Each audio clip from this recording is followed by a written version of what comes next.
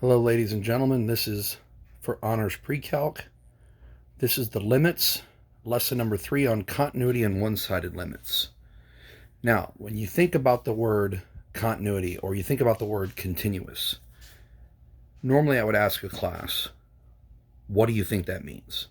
And I get a lot of different answers, but the main one that people come up with is that if a function is continuous, you should be able to draw the entire thing without picking up your pen or your pencil. Now, that's a pretty good idea, but this is the official definition of continuity at a point if you can read it up here. Hopefully you've printed out your notes. The definition of continuity: if f of x is continuous at x equals c, then the following conditions must be met. And you're going to see as we go through problems today, we're going to go through all three of these every single time. Is f of c defined? Now, what does that mean? The point has to exist at that x value. In other words, if you go to x equals 2, there has to be a point at x equals 2. If you go to x equals 5, there has to be a point at x equals 5. Now, the limit must exist. So when you look at the graph, the limit from the left should approach the same thing as the limit from the right. Now, if f of c is defined and the limit exists, then we can check number 3. The limit actually has to equal f of c. Now, that's what it means to be continuous at a point. If you want to say it's continuous on an interval, then it has to be continuous at every point on that interval. If you have a function that's continuous on every single point of the number line, it's called continuous everywhere. Now, I've got 3 separate examples here, and I know it's going to be hard to see unless you printed out the notes. There is an open circle there, an open circle there, and an open circle there. Same thing over here. I've got an open circle here, an open circle there, and an open circle at the end. Open circle here, open circle there, open circle at the end. Now, all of these are on open intervals, okay? We are going to say, is this function right here continuous at c? Now, most of you would take a look at this and say, well, of course it's not. There's a hole in it. Well, this is what we say. You go through the 3 conditions for continuity. The first one says, does f of c exist? Look at c. There is not a point above or below that function anywhere at x equals c. F of x is not defined at c, so this violates number 1. Number 1 here, f of c does not exist. So this is not continuous at x equals c. This second function here, there is a point at c right here. F of c does exist. It's right there. So number 1 is satisfied. Now number 2, is it satisfied? No.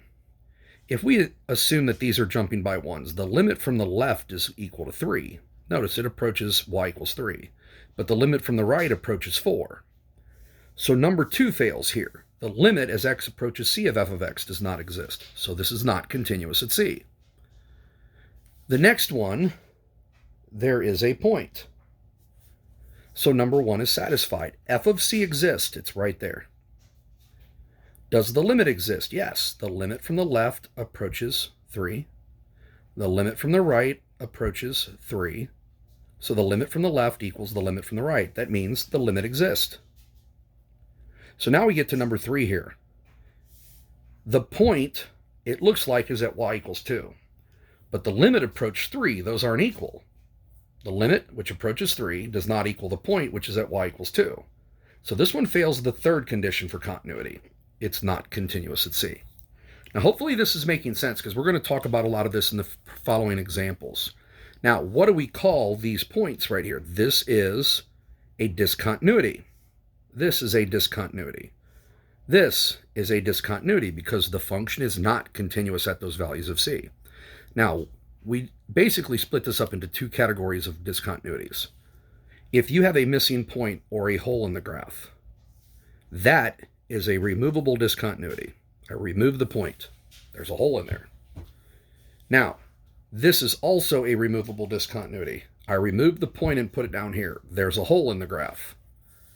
Okay? That's a removable discontinuity. Anything else we consider to be a non-removable discontinuity. I don't have one pictured here, but if you see an asymptote on a graph, that's a non-removable discontinuity. If you see a jump, what the heck's a jump? Well, here it's going towards 3 and it jumps up here to 4 and keeps going. That's a jump. That's a non-removable discontinuity. Now, The next several problems we're going to do in the notes here, they all have discontinuities at x equals 5. We're going to discuss why. I've got several different what we call piecewise functions. Okay? And I hope you've printed off the notes. If you didn't, it might be helpful so you can read what we're doing here. But if you were to graph f of x equals -2, y equals -2 is a horizontal line. But I can only graph that line for x less than 5. So I graphed y equals -2 until I got to 5. There's an open circle there because there's no equal sign on the 5. The other piece is at y equals 3. So I'm going to graph y equals 3 the rest of the way, but this graph starts with a closed circle right there. Why? Because there's an equal sign on the inequality. It's x equal to or greater than 5. So I've got an equal sign and a shade to the right. Now I think everybody is going to yell out right away, wait a minute, this is not continuous at 5. Well, we already know that. We said that. Why is it not continuous? Again, most of my students in the past say, well, there's a jump. There's a gap. I have to pick up my pencil when I'm drawing it.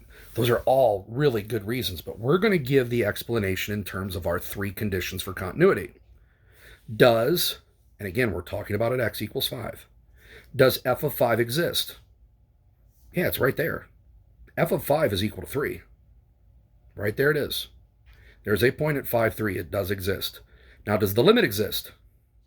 Well, from the left, it approaches -2. From the right, it approaches 3. So the limit from the left, you notice I wrote it down here. See that little negative sign? That's the limit from the left-hand side. That approaches -2. And the limit from the right-hand side, see the little plus sign?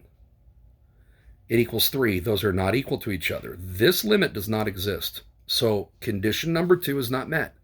F of x is not continuous at x equals 5. Now, once we decide it's not continuous, we have to decide what kind of discontinuity it actually is. Well, what do you see? Do you see a hole in the graph? Most people say, yeah, there's a hole right there, Mr. Hermiller. But no, a hole in the graph would be something like this. It actually looks like the point is literally taken out of the middle of the graph. That's a hole. This is not a hole. Here I jump from y equals -2 up to y equals 3. That's a jump. This is a non-removable discontinuity at x equals 5. Okay, so if you see a jump like this, where on one side it's approaching one value, then it jumps, and on the other side it's approaching another value, this is a non-removable discontinuity. Let me jump to the next page here. Now, this function right here, and if you want to pause the video for a second and maybe graph it on your graphing calculator, and you'll see what we're working with here. This function, when you graph it, it literally looks like a line. Now, the thing you should do on your graphing calculator is graph it on a decimal window. Because what you're going to see is you're going to see a hole at x equals 5. Now, why is there a hole at x equals 5? If you plug 5 into the top, you're going to get 0. If you plug 5 into the bottom, you're going to get 0. There's no value there. You can try it. Hit trace. Type in 5. Hit enter. It's not going to say anything because there's a hole. Now look, this top factors into x minus 5 and x minus 2. The x minus 5s will cancel. There is the discontinuity at x equals 5, and you're left with x minus 2. Literally, that's what the graph looks like. It starts at -2. I go up 1 over 1, up 1 over 1, up 1 over 1, up 1 over 1. The graph looks like x minus 2, but it's got that hole. Now, because that x minus 5 is on the top and bottom and creates a 0 over 0, there is no point at x equals 5. F of 5 does not exist. There's not a point there. We have violated the first rule for continuity. F of x cannot be continuous at x equals 5. Now, with this type of problem, I think it makes sense. Well, it makes sense in my head. Do you guys notice I removed the x minus 5? I removed the point that could occur at x equals 5. This is a removable discontinuity. Look, I removed the factor. It's a removable discontinuity. There's a hole. It looks like I just took a point out of there. This is a removable discontinuity at x equals 5. Now, the next problem is exactly the same, except I added a part to this piecewise function. I said x could not equal 5 here, so there is still an open circle there. I'm sorry about the extra blue. But at x equals 5, the value is 5. So there's an additional point on this graph right there. So let's talk about this again. Does f of 5 exist? Yeah. F of 5 is 5. Right there, the point exists. F of 5 exists. It equals 5. Now, does the limit exist? Well, from the left, it looks like it's approaching y equals 3. From the right, it looks like it's approaching y equals 3. So the limit exists, and it equals 3. Now, are those two values equal? Does the limit, which equals 3, equal the coordinate at f of 5, which is equal to 5? No. The limit as x approaches 5 of f of x does not equal f of 5. The third condition is not satisfied. The limit, which is 3, does not equal the coordinate, which has a y value of 5. This is not continuous at x equals 5.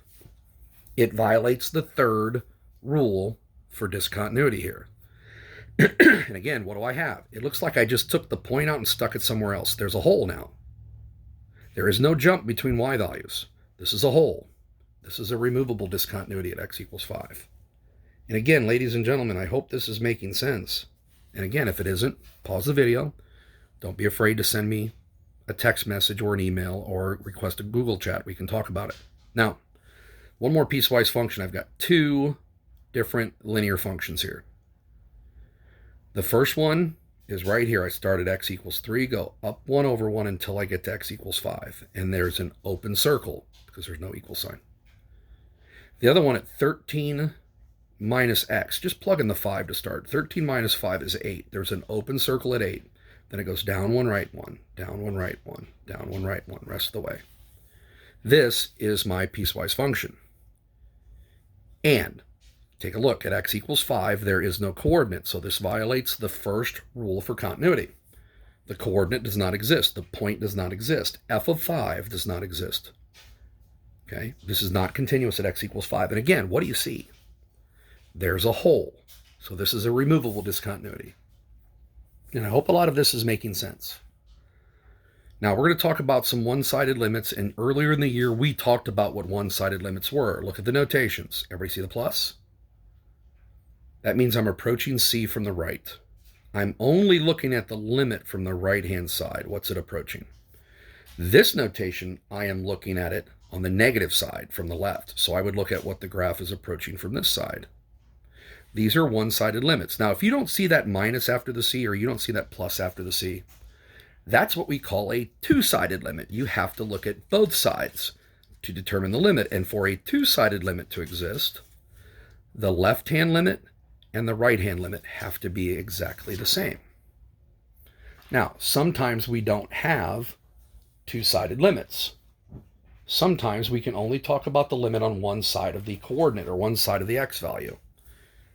This function, 9 minus x squared under the radical,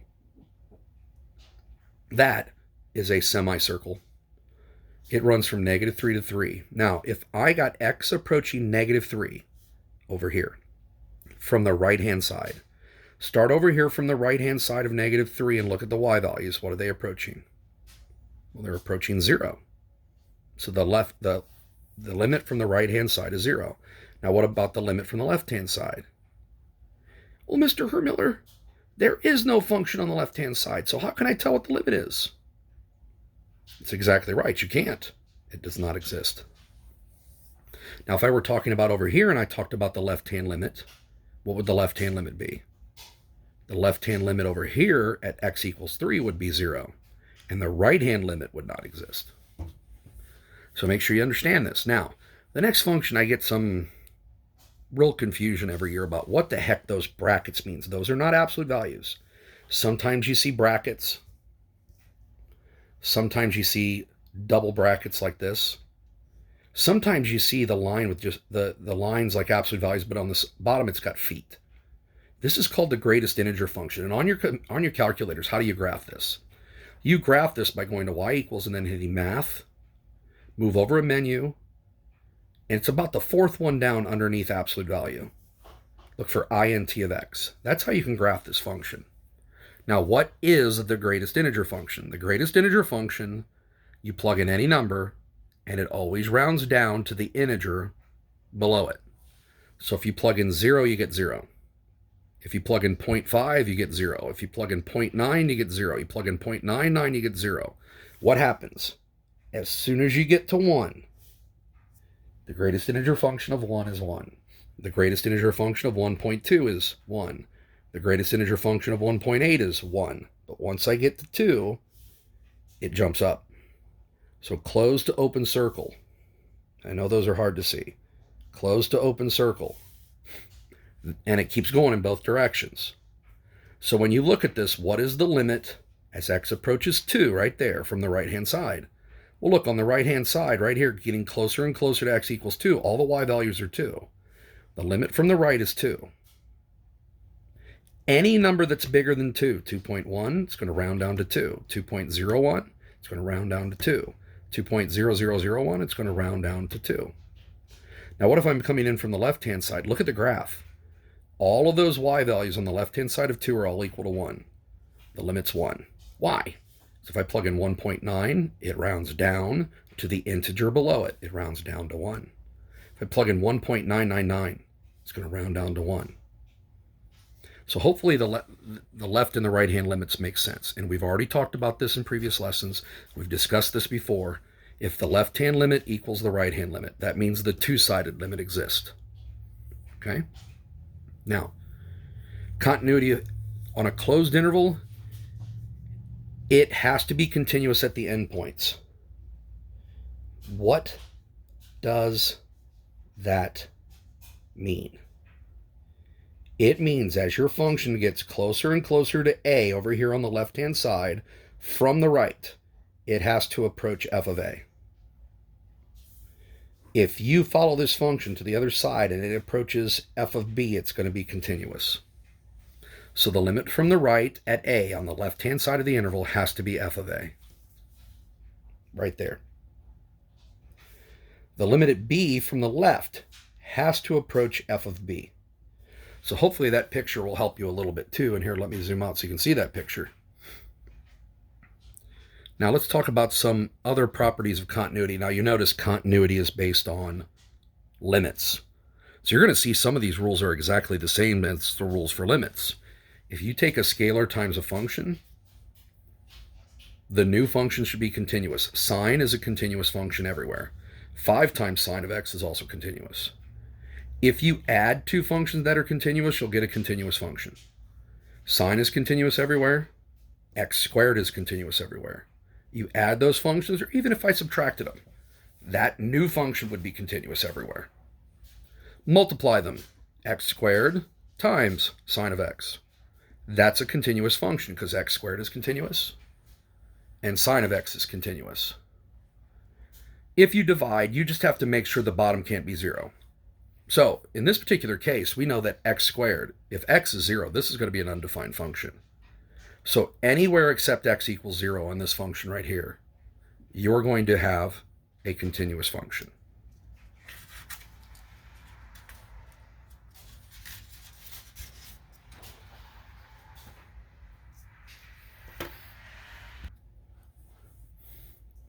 All right, let's jump to the next page here. These functions that are listed up here, let me zoom in a little bit so you can read them a little better. These functions are all continuous on their domains. Polynomials are continuous on their domains. Radical functions. Rational functions, yeah, they may have asymptotes, but they are continuous everywhere else.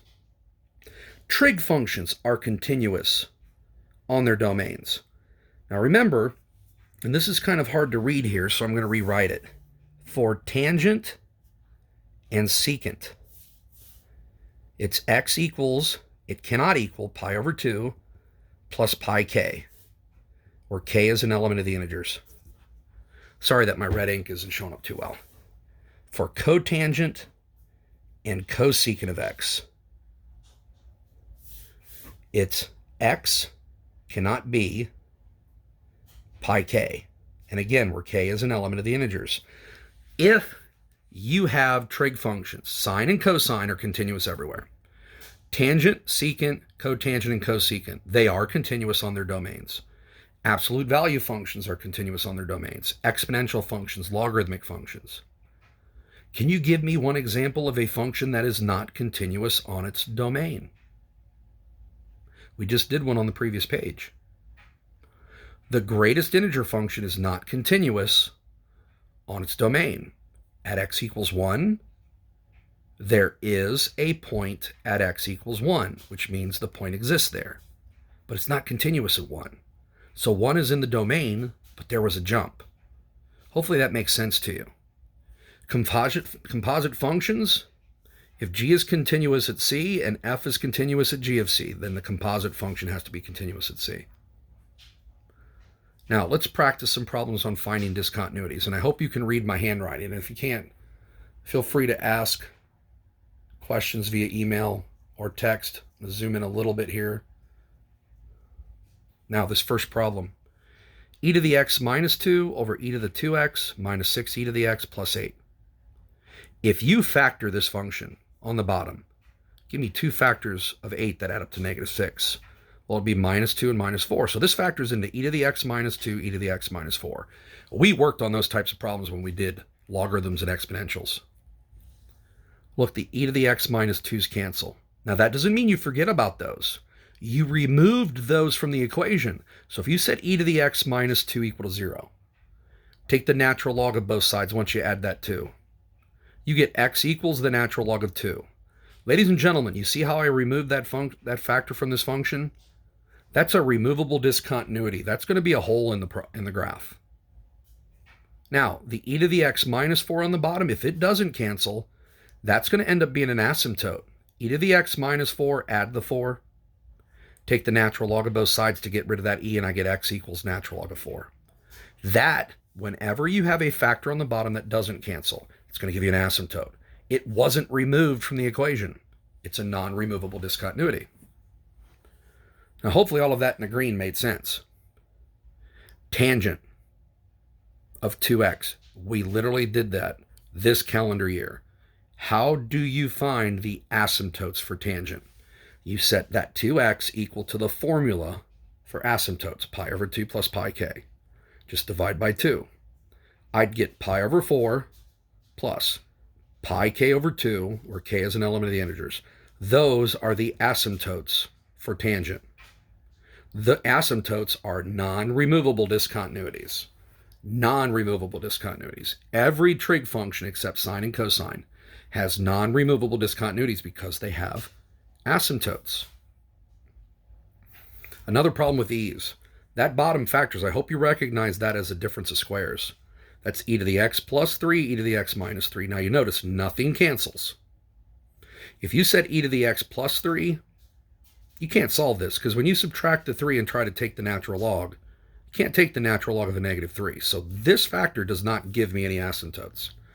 This factor, if I add the 3 and take the natural log, I get x equals the natural log of 3.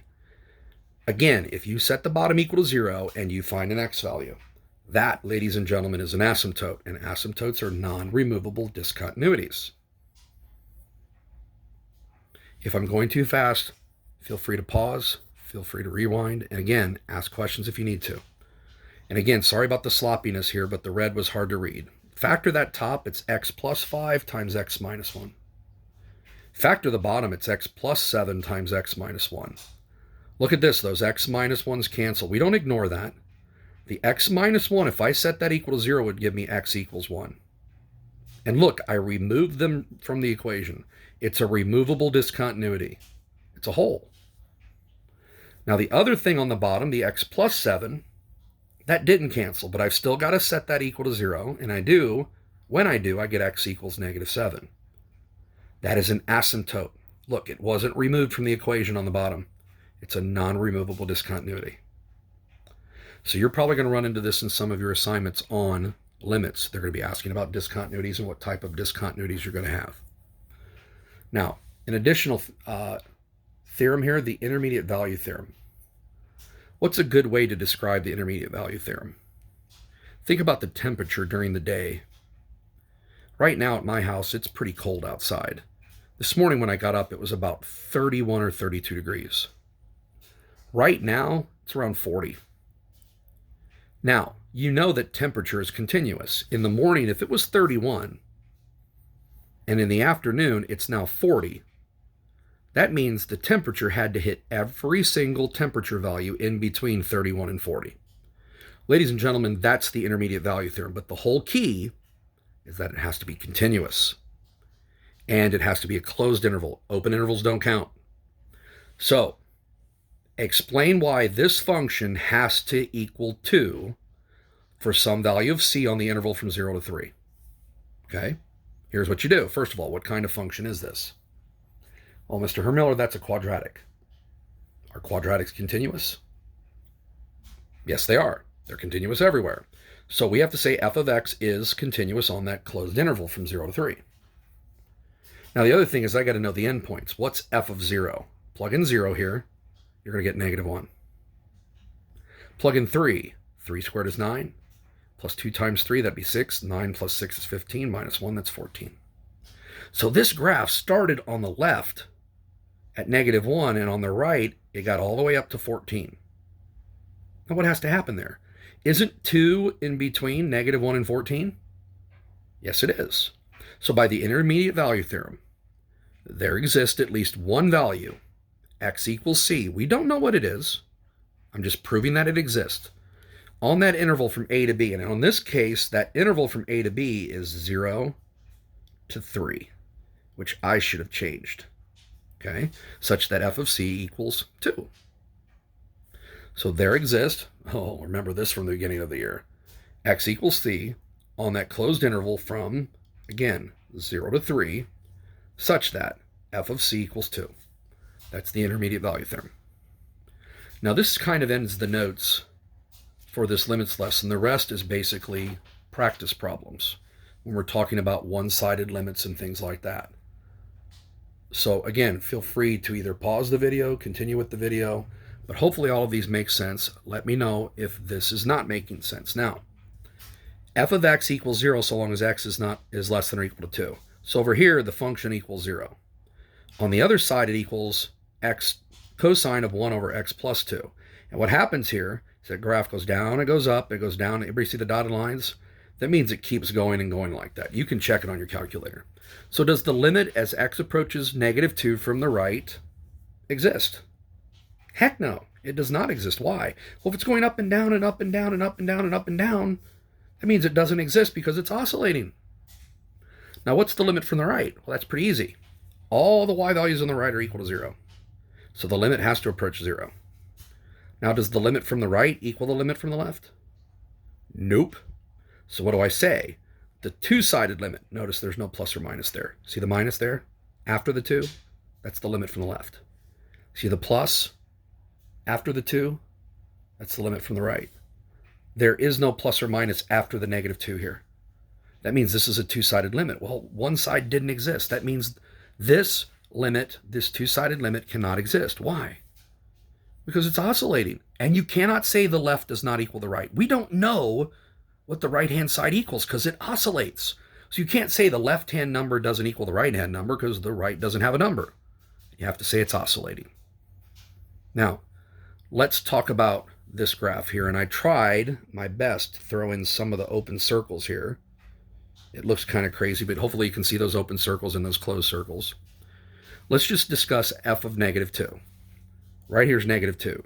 Does f of -2 exist? Do you see a coordinate at -2? Nope. We could skip the other questions. Is this continuous at -2? No, because number 1 failed.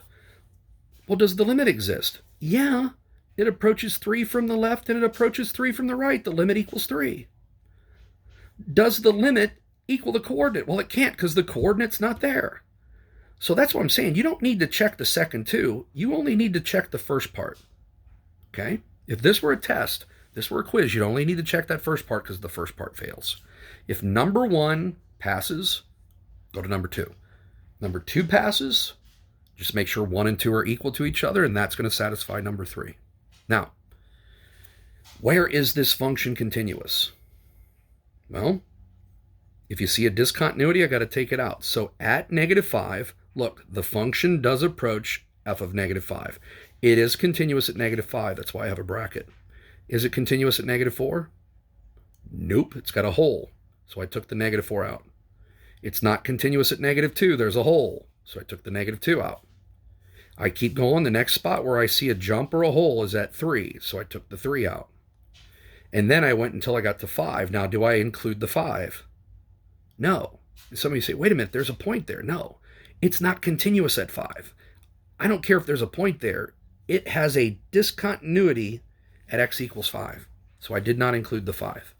So watch out on these problems where they ask you where it's continuous. Take out the discontinuities from your interval notations. Now, I thought in class this bottom one was fun, and I hope you can see all the open circles and all the closed circles I put on here. And let's just go through all of these. Yes or no, is it continuous? If it's not continuous, what kind of discontinuity is it? Negative 4. No. There's a hole. That's a removable discontinuity.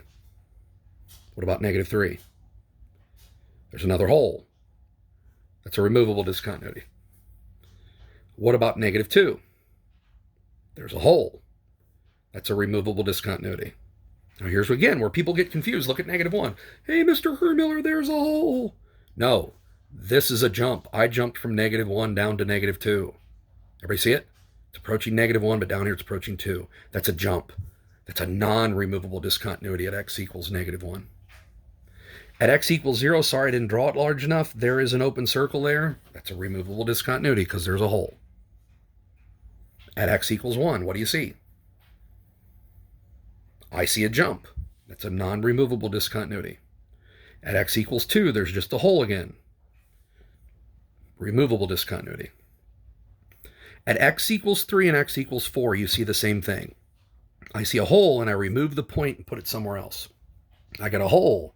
I remove the point and put it somewhere else. Those are holes. They are removable discontinuities. I removed the point and put it somewhere else. Okay? So be aware of those. Okay? Those are not jump discontinuities. Okay? Jumps means the y value on the left is different than the y value on the right. Now, this is a question I really love for tests and quizzes. I know I say that in class all the time, but this is a really good one. Would you be able to find the values of a and b so this following function is continuous? Now, one way to do it is to graph it. You know that y equals negative 4 is just a horizontal line. And I can graph that horizontal line at negative 4 until I get to x equals negative 3. So here I'm graphing y equals negative 4 until I get to x equals negative 3. Now y equals 2, I can graph that horizontal line after 1. So start at x equals 1, I can graph it after that. I am looking for the linear function that connects the two. So I have to connect the linear function from negative 3, negative 4, up until I get to 1, 2. And here's what some of my students did in my class this past year. They decided to find the equation of that line. How do you find the equation of the line? Well, first thing they did was find the slope. Change in y. 2 minus negative 4, that gives me 6. 1 minus negative 3, that gives me 4. That reduces to 3/2. Ladies and gentlemen, that's the slope. That's A. And then in calculus, we use point slope all the time. We don't worry about slope intercept unless I absolutely have to do it. So they picked this coordinate right here. It's y minus 2 equals the slope times x minus 1. We distribute the 3/2, then I add the 2. And I get 3/2 x plus 1/2. Now, b is not 1/2. Look, it says minus b. What am I subtracting here? I'm subtracting a negative 1/2. A is 3/2, b is negative 1/2. This is one way to solve the function. Now, here's another way. Set up a system. My students didn't like this as much. If you plug in negative 3, that should equal that. Look, they have to approach the same point. The limit has to be the same. So if you plug in negative 3 up here, you get negative 4. You plug in negative 3 here, you get negative 3a minus b. That's my first equation. Do the same thing here with the 1s. Plug 1 into here, you would get, sorry, that does say before all the clutter, a minus b. And that would equal 2. Now that's a system. And I'll write it up here. I had negative 4 equals negative 3a minus b. And then I had 2 equals a minus b. Those were my original equations. Now, how do you solve the system? Well, you can tell by the notes here, my students decided to change the signs on the second equation. They made it -2, -a, and plus b, so the b's would cancel. Add those, I get -4a. Add those, I get -6. Divide by -4, and lo and behold, I get a equals 3/2, just like I did down here. Now, how do I solve the system the rest of the way? Well, they decided a is 3/2, so 3/2 minus b has to equal 2. They subtracted the 3/2 and got 1/2. They divided by the negative, and they got b equals -1/2. Make sure you're able to do this. Continuity deals with limits, okay? When you talk about continuity, this side has to equal this side at x equals -3. This side has to equal that side at x equals 1. That's the concept behind the system of two equations and two unknowns. All right, one more problem here to finish up these notes. Hopefully all of this is making sense, okay? I've got a graph here. What is the limit of f of x as x approaches 5? Does it exist? As x approaches 5, x equals 5 is right there. There's no hole, no gap, no jump, no asymptote. It's continuous.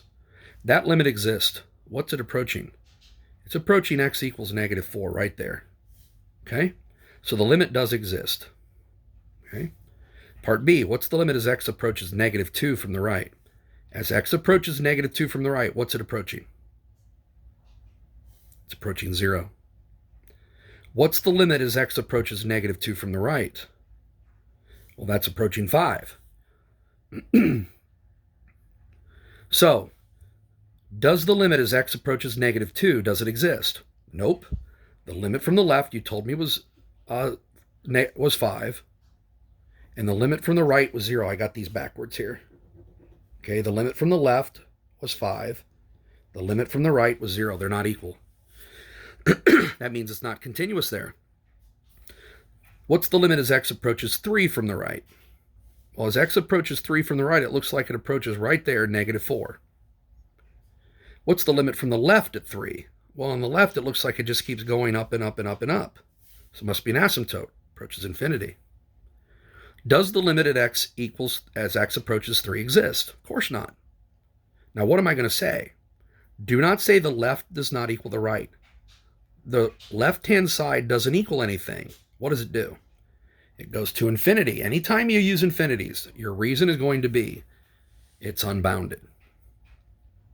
Now, we're going to talk more about these later, too. Let's talk about the limit as x goes to infinity. What does this graph look like it's doing as it approaches infinity? Looks like it's starting to level off somewhere. Where is it starting to level off?